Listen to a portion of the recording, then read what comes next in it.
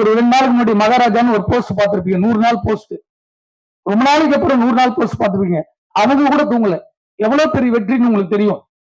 அதை கடந்து அதுக்கு செலவு பண்ணியிருக்காங்க.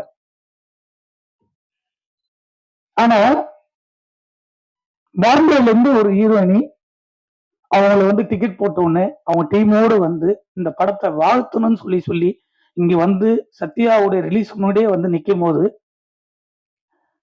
ரொம்ப நம்ம வந்து மகிழ்ச்சியா பார்க்க வேண்டியதா இருக்கு. ஆனா இந்த படத்துல சம்பளம் வாங்கிட்டு இந்த படத்திலேயே நடிச்சுட்டு இந்த படத்துக்கே வராம இருக்கிற ஒரு நடிகைகள் பார்க்கும்போது கோபத்தினுடைய உச்சத்துக்கு போக வேண்டியதா இருக்கு. அவங்க நான் நடிச்ச படத்துக்கு டைலர்ல இல்லைன்னு அவங்களுடைய ஆளுங்க அந்த உணர்வு இருக்கு, அதை போட வேண்டியது கடமை. ஆனால் இந்த படத்துல முன்னுரிமை கொடுத்து நடிச்சிருக்கக்கூடிய ஷெரீன் அவள காணாம போன ஆர்டிஸ்ட்.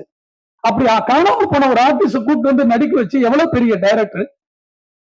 சோ இவர் வந்து ஹீரோவை நடிச்சிருக்காரு. இப்ப இந்த படங்கள் வரும்போது அவங்க 5 நாள் வந்து இங்க தங்கணும், தங்கி இந்த படத்தோட ரிலீஸ்க்கு ப்ரொமோஷன் பண்ணணும். அதுதான் ஒரு ஆர்டிஸ்டுடைய கடமை. அதாவது சமூகத்தியான ஒரு ஆர்டிஸ்ட் நடிச்சிருக்காங்க. போன் போட்டு கூப்பிட்டு அவங்க நடிச்சிருந்தோம் ஒரு ஃபங்க்ஷனுக்கு வந்து இந்த படத்தை பத்தி பேசி இந்த படத்துல நடிச்சிருக்க கேரக்டர் சொல்லி இதெல்லாம் நாங்க வாழ்ந்திருக்குன்னு சொல்லும் போதுதான் அது வந்து ஆடியன்ஸுக்கு போய் தேரும், இந்த படத்துல நடிச்சிருக்கு. சோ இவ்வளவு விஷயம் இருக்குல்ல, அதுல ஒரு 100 பேர் பார்ப்பாங்க, அதுல ஒரு 50 பேர் தேட்டருக்கு வருவாங்க. சோ ஆடியன்ஸ் கிட்ட போய் சேரும். ஒரு கண்டென்ட் போய் சேருது எப்படி சேருது? அவங்களே அதுல இருக்கிறவங்க வந்து சொல்லும் போதுதான் சந்தோஷம். பெரிய டாப்ல இருக்க எல்லா நடிகருடைய படத்துக்கு வந்து நிக்கிறாங்க. நான் ஒவ்வொரு ஆடியோ ஃபங்க்ஷன் சொல்ல எல்லா டாப்ல இருக்க ஹீரோங்க எல்லாம் வந்து நின்று ரஜினி சார் இப்ப லாஸ்ட் படத்துல வந்து பேசும்போது சந்தோஷமா இருக்கு. ஆனா இப்ப அப்கமிங்ல வரப்போ ஒரு படத்துக்கு இவங்க எல்லாம் வந்து சமித்தி அந்த பக்கம் இவங்க எல்லாம் ஒரு ஆர்டிஸ்ட் கூட வரலன்னா யாருமே வந்து சும்மா நடிக்கல. ஒரு தயாரிப்பாளருடைய படத்துக்கு எதுக்கு வராங்க? பணம் வாங்கிட்டு தான் நடிக்கிறீங்க. பணம் கொடுக்கறதா உடனே கம்ப்ளைண்ட் பண்றீங்க நடிகர் சங்கத்துக்கு. பணம் கொடுக்கறது விட மாட்டேன்றீங்க ஒரு தயாரிப்பாளரை. உங்களுக்கு பணத்தையும் கொடுத்து முடிச்சிடறோம், படத்தையும் உங்களுக்கு கௌரவத்தை கொடுத்து நடிக்க வைக்கிறோம். அந்த படத்துக்கு அந்த ப்ரொமோஷன் கொடுக்கலன்னா யாருகிட்ட கேட்பாங்க தயாரிப்பாளர்? இதுக்கெல்லாம் ஒரே ஒரு முடிவு, தெளிவான முடிவு. இனிமேல் எந்த நடிகையும் சரி நடிகர்களும் சரி பங்கனுக்கு வராம இருக்கவே முடியாது. அவ்வளவு திடமான முடிவுகள்லாம் சங்கத்துல ஒட்டுமொத்த சினிமாவே சேர்ந்து எடுத்துட்டு இருக்கு. இப்ப நிறைய விஷயங்கள் நடந்துட்டு இருக்கு, யாருக்குமே தெரியாது.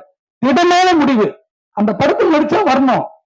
நம்ம வீட்டு கல்யாணங்க, நம்ம வீட்டு கல்யாணத்துல நம்மளே வந்து நிக்காம வெளியில இருக்க ஆளு வந்து நிப்பாங்க சொல்லுங்க. பாம்பேல இருந்து அவங்க வந்து ஒரு ஆர்டிஸ்ட் வந்து நிற்கும் போது சந்தோஷமா இருக்கு. நீங்க வந்து இருந்தீங்கன்னா எங்களுக்கு ஒண்ணு பெரிய ஆறுதலா இருக்கும். இந்த நடிச்சிருக்க 2 ஹீரோயின் வரலன்னா அப்ப எந்த படத்தை போய் நடிக்க போறீங்க? அப்ப நடிக்காது போயிடலாமே. வேற ஒன்னும் சினிமாவுக்கே வாழ்ந்துட்டு இருக்க எவ்வளவோ நடிகர்கள் நடிகைகள் வாய்ப்பு கிடைக்காம தளமா இருக்காங்க. அவங்களுக்கு அந்த வாய்ப்பு கிடைக்கும், அவங்க வந்து அதுல வந்து சந்தோஷப்படுவாங்க. நீங்க நடிக்கணுன்ற எண்ணம், எல்லாருக்கும் மெசேஜ் போடுறீங்க, எல்லாரும் இந்த படத்துக்கு வரணும், வாய்ப்பு வேணும் தேடுறீங்க. வாய்ப்பு கொடுத்த பிறகு ஷூட்டிங் வரதுக்கு 1000 பிரச்சனை பண்றீங்க. ஷூட்டிங்ல வந்தா கேர ஒண்ணு வேணும், இது வேணும், சார் ஓட்டல தான் நீங்க டிசைட் பண்றீங்க. இதெல்லாம் அரேஞ்ச் பண்ணி கொடுத்தாலும் படத்துல வந்து ப்ரொமோஷன் ஆடியோல இருந்து ரிலீஸ் வந்து நிக்க மாட்டீங்க. அப்ப யாருக்கு சொன்னோம்?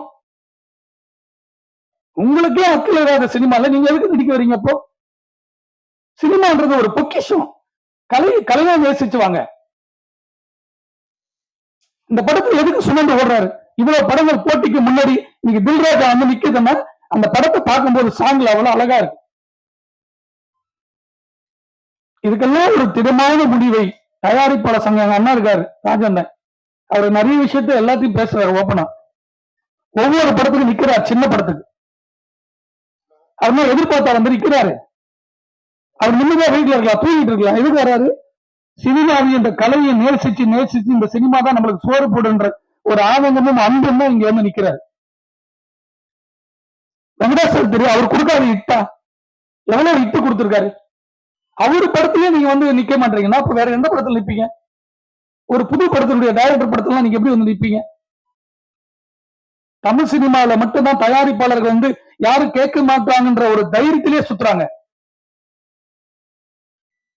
தயாரிப்பாளர் இல்லைன்னா சினிமால யாருமே இருக்க முடியாதுன்றது யாருக்குமே இன்னும் புரியல. அது சொல்லிட்டே இருக்காங்க, பேசிட்டே இருக்காங்க, போயிட்டே இருக்காங்கன்னு நினைக்கிறாங்க.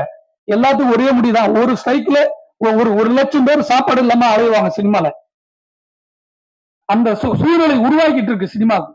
ஒவ்வொரு தயாரிப்பும் வெள்ளிக்கிழமை ரிலீஸ் பண்ணி எல்லாத்தையும் வித்து போட்டுக்கிட்டே இருக்காங்க. அதெல்லாம் போனா கூட பரவாயில்ல.